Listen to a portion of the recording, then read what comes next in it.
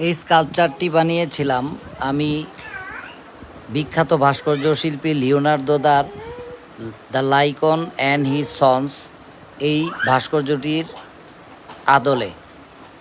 বিখ্যাত শিল্পী Leonardo da Vinci এই স্কাল্পচারটিকে বানিয়েছিলেন মার্বেল পাথরে। আমি ঠিক তার ভাস্কর্যটিকে অনুরূপ কপি করার জন্য এবং স্টাডি করার জন্য আমি মাটি দিয়ে বানিয়েছি। আমার ইচ্ছা আছে এই ভাস্কর্যটি মোল্ড করে অনেকগুলো কপি মানুষের কাছে পৌঁছে দেওয়ার। ধন্যবাদ সবাইকে।